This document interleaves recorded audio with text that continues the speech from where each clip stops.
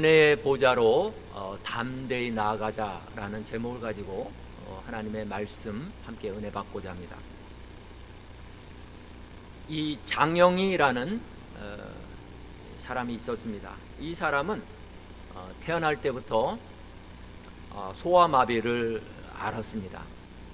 그리고 생후 1년 만에 두 다리를 쓰지 못하는 1급 장애인 판정을 받았다고 합니다.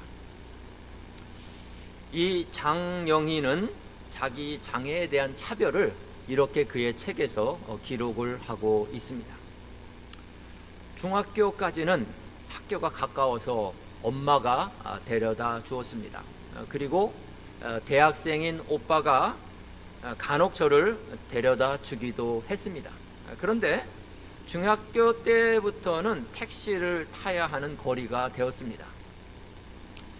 그 당시까지만 해도 택시 운전사들이 아주 불친절했었습니다. 기본요금 나온다고 구박하고요, 골목으로 들어간다고 구박하고, 그리고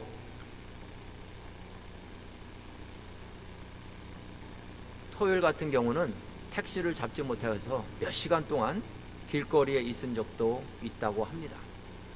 그게 제일 힘들었었습니다 라고 이 장영희는 그렇게 고백을 합니다. 대학교를 입학하려고 하는데 자기 같은 사람은 시험을 칠 자격을 주는 대학이 없었다고 합니다. 그래서 아버지가 카톨릭 학교인 서강대 영문과 이 불이익 신부님을 찾아가서 시험이라도 보게 해달라고 사정을 했다고 합니다. 그런데 이 신부님이 하시는 말씀이, 무슨 그런 이상한 질문도 있습니까? 시험은 머리로 보는 거지 다리로 보나요? 장애인이라고 해서 시험 보지 말라는 법이 어디 있습니까? 오히려 이 신부님이 이 아버지한테 이런 말씀을 했습니다. 그래서 이 장영희는 이 영문과에 입학을 하게 됩니다. 그리고 이 뉴욕 주립대학교 알바니에 가서 영문학 박사까지 받는, 그래서 한국에 돌아가서 대학교 교수가 됩니다.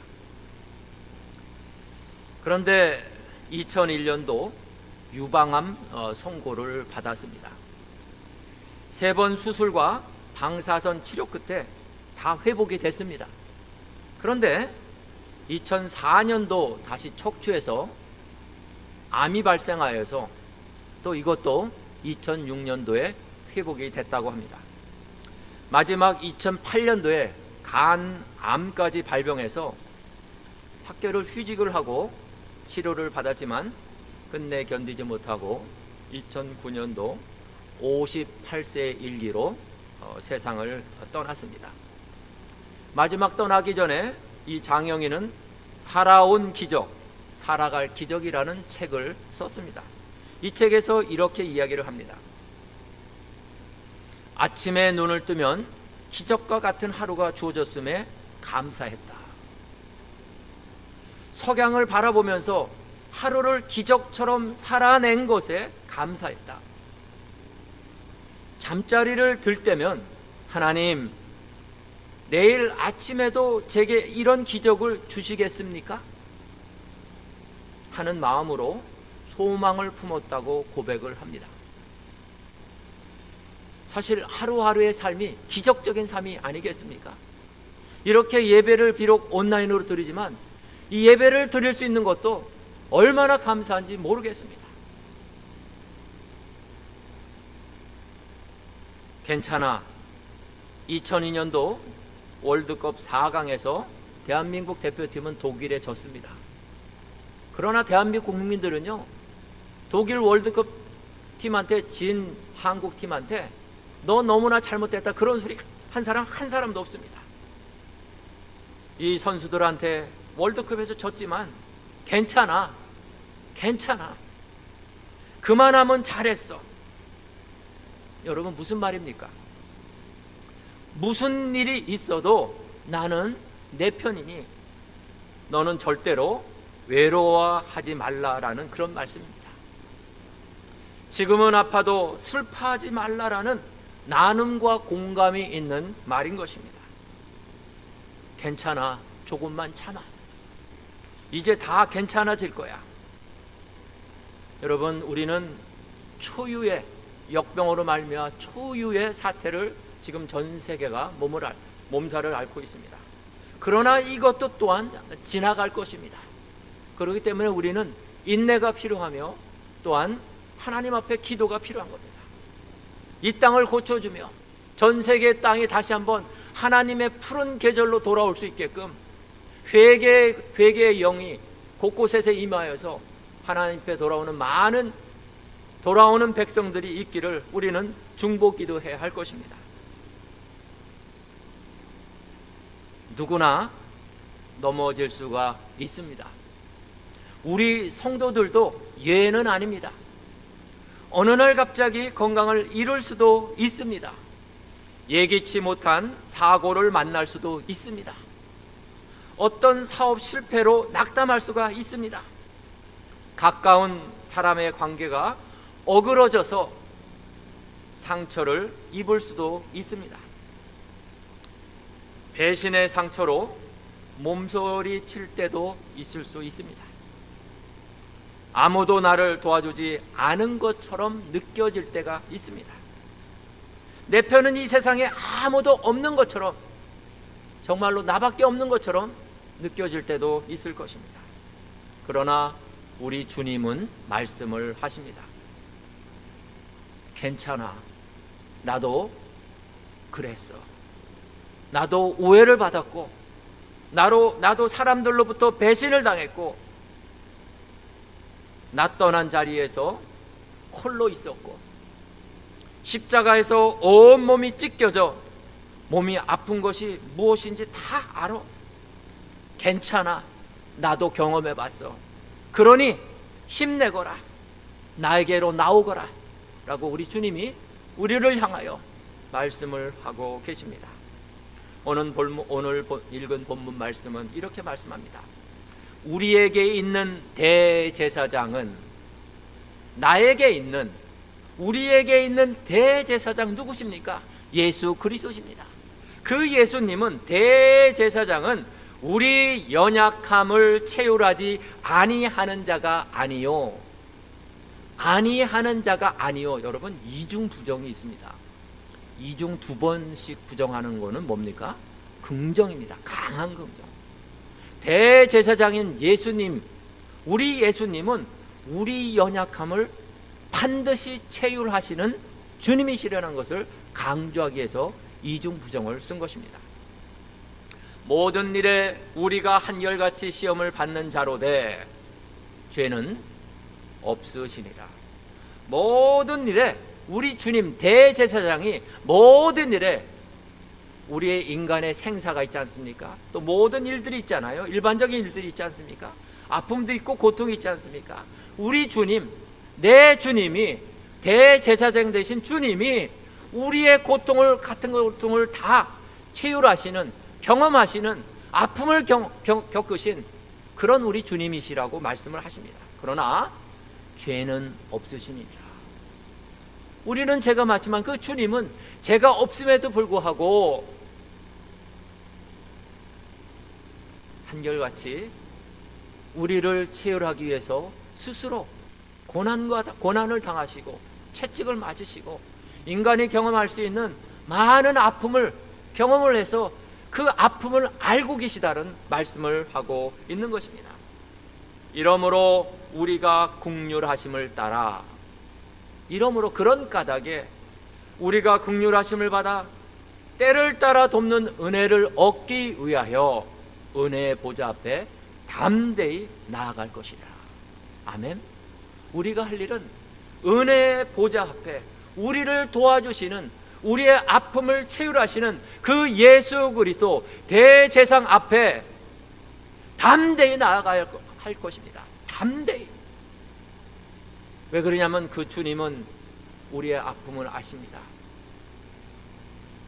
코비드-19을 통해서 전 세계 땅을 심판하시기는 주님, 얼마나 아프시겠습니까? 우리 주님의 심판은 전 세계의 심판을 위한 게 아니라 돌아오기 위해서 잃어버린 영혼들, 방황하는 영혼들, 상처받은 영혼들, 그리고 예비된 영혼들이 마지막 추수 때 주님 앞에 돌아오기 위해서, 이 땅들을 고쳐주시기 위해서 심판을 하고 계신 것입니다. For we do not have a high priest who is unable to sympathize with our weakness, but we have one who has been tempted in every way, just as we are, yet was without sin. Let us approach the throne of grace with confidence, so that we may receive mercy and find grace to help us in our time of need. NIV는 이렇게 설명을 합니다. 말씀합니다. 우리에게도 예수님은 말씀하십니다. 괜찮아. 나도 그랬어. 나도 너하고 똑같은 아픔을 겪었어. 참 많이 아프지. 바로 우리 대제사장 되신 예수님이 말씀하시는 겁니다. 이 대제사장인 예수님은 우리의 연약함을 체휼하지 아니하시는 분이 아니십니다. 이 체휼하다는 이 쉔파 데사이라는 말은 이런 말씀입니다. 함께 순환을 당하다, 함께 고난을 당하다. 단순히 감정의 공유가 아니라, 동정이 아니라 실질적인 도움의 행위를 내포된 말이 바로 체휼하답니다. 예수님은 우리와 똑같이 연약한 인성을 가지시고 시험과 멸시와 천대를 받으시며 추위와 더위와 배고픔과 빈곤과 육체적인 고통을 당하셨습니다. 체휼은 내가 겪어본 것이기에 그 고통을 안다는 뜻입니다. 제가 이제 중학교 2학년 때 담임 선생님을 특별히 기억합니다. 키가 작으셨고 겉은 이렇게 왜소하신 분이었습니다.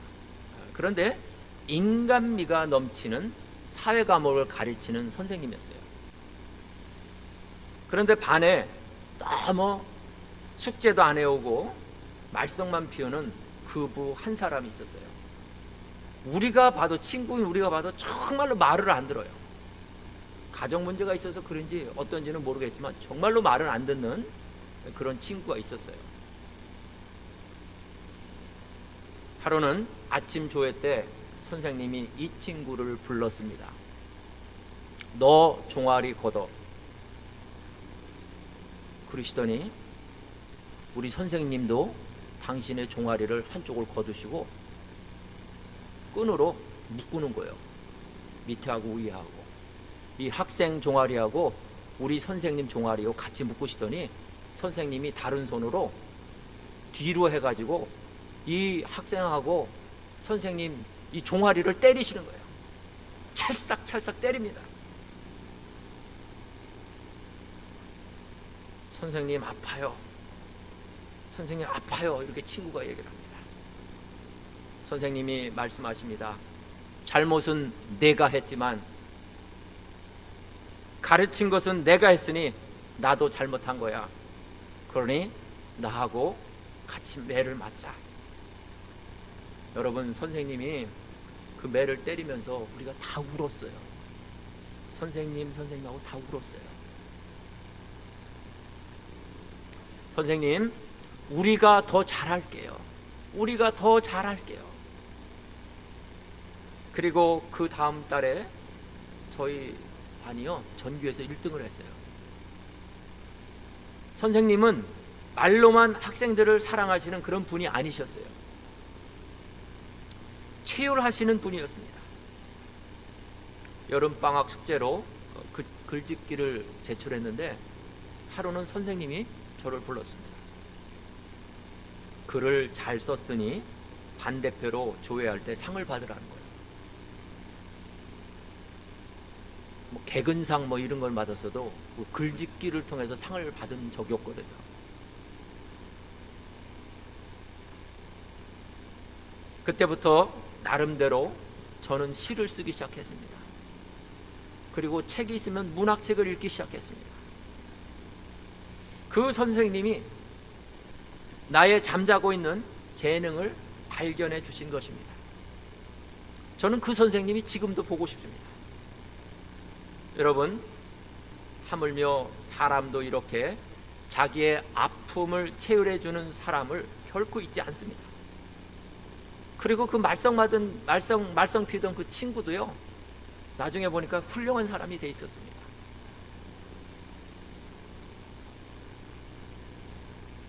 우리 주님은 우리를 꾸짖지 아니하시고 우리의 아픔을 체휼해 주시는 분이십니다.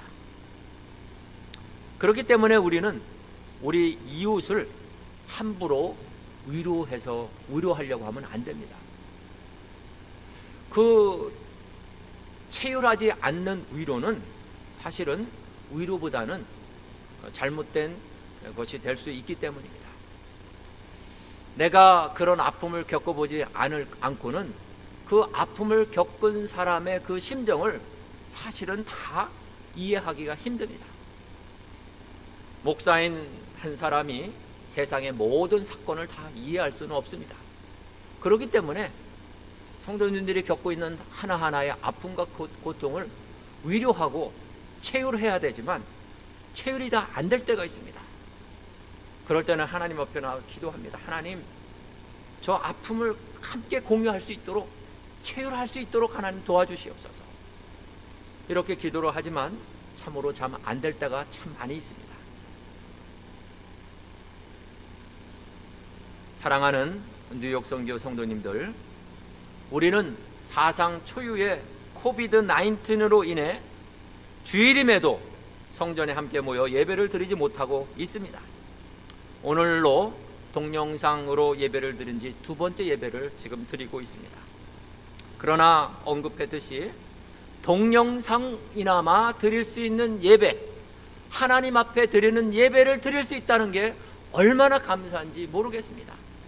우리 주님은 뉴욕 선교교회 성전뿐만 아니라 지금 이 시간 각 가정에서 온라인을 통해서 드리는 가정에 함께 하실 줄 믿습니다. 2-3 사람이 내 이름으로 모인 곳에는 나도 그들 중에 있느니라. 우리의 지성소가 또 가정이 되며 우리의 지성소가 가는 곳곳이 우리의 지성소임을 저는 믿습니다. 러시아 소설가 고골이라는 사람의 작품 중에서 외투라는 작품이 있습니다. 이 작품을 보면은 러시아 페테르부르크 관청의 서기인 아키키 예비치라는 사람이 나옵니다. 이 아키키 예비치는요, 한마디로 요령이 전혀 없는 사람이에요. 가족도 없고요, 그저 시계추처럼 집과 직장 왔다 갔다 하는 그런 사람입니다.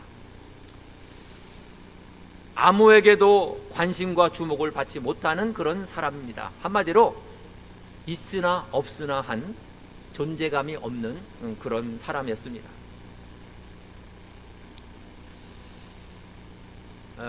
이 남자들 양복을 보면은 단추가 3개가 있는데, 보통 이제 저 같은 경우는 가운데 이렇게 단추를 하는데, 가운데 단추 밑에도 또 다른 단추가 있어요.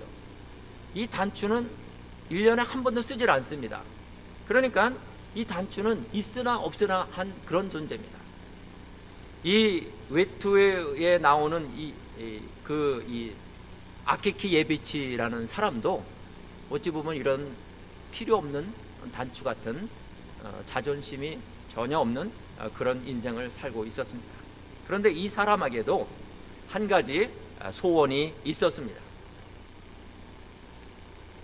어떤 소원이냐면은 외투 한 벌을 사고 싶은 거예요.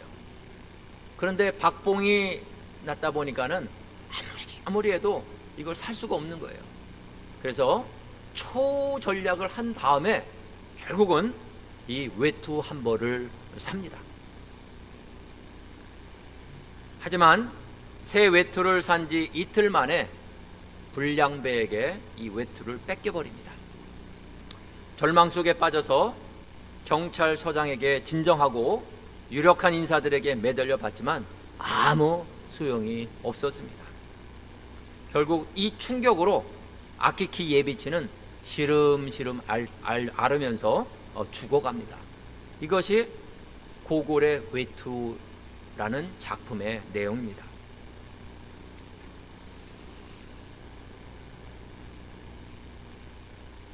누가복음 19장에 보면요, 그 외투에 나오는 아키키 예비치 같은 사람이 한 사람 나옵니다.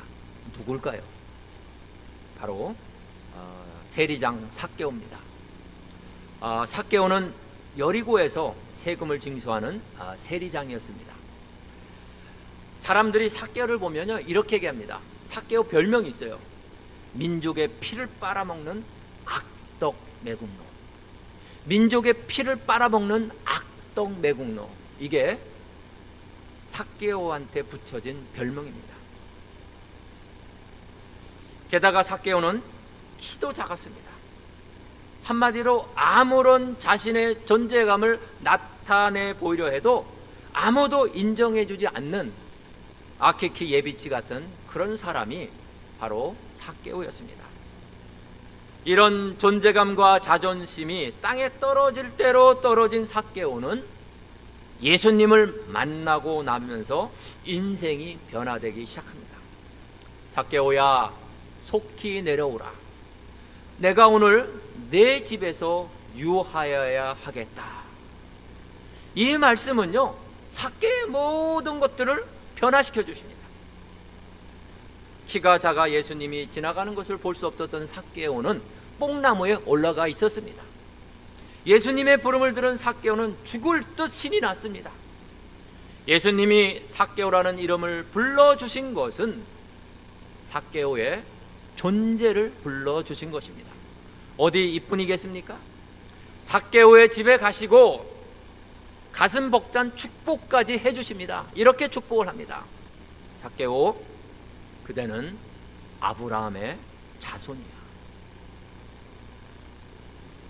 삭개오는 자기를 인정해 주신 예수님을 만나면서 자신의 존재가 빛나기 시작합니다. 자신의 존재가 빛나기 시작하면서 삭개오의 모든 것이 변하기 시작합니다. 가치관이 변합니다. 인격이 달라집니다. 자기가 갖고 있던 것들을 이웃에게 베푸는 삶을 살게 됩니다. 삭개오에게 새 생명을 주신 예수님은 우리에게도 말씀하십니다. 인자가 온 곳은 잃어버린 자를 구원하려 함이니라. 인자가 온 곳은 잃어버린 자를 찾아 구원하려 오심이니라. 사람들은 이렇게 자기를 알아주는 참 스승을 만날 때 변화되기 시작합니다. 모두가 나를 돌멩이로 보았지만 진짜 스승은 그 틈새에 숨어있는 금가루를 발견해 주는 사람입니다. Today salvation has come to this house because this man too is the son of Abraham. For the son of man come to seek and to save what was lost.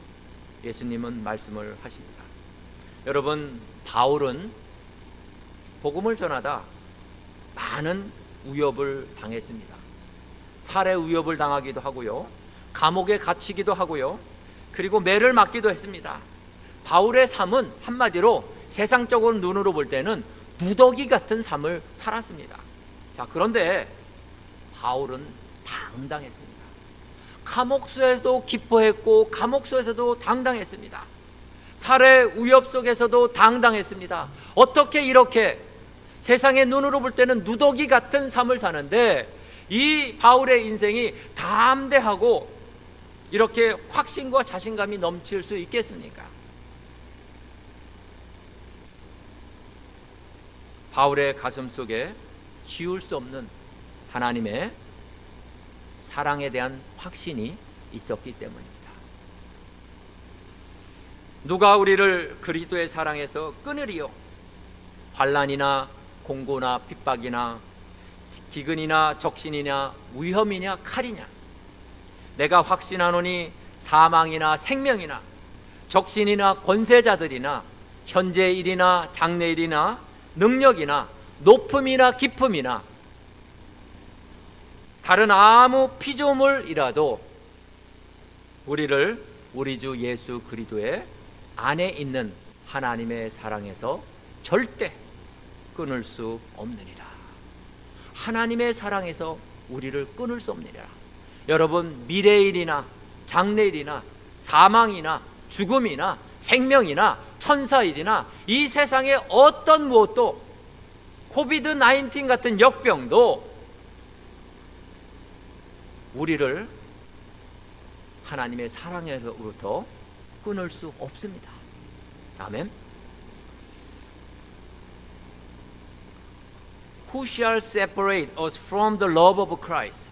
Shall trouble or hardship or persecution or famine, nakedness, danger or sword?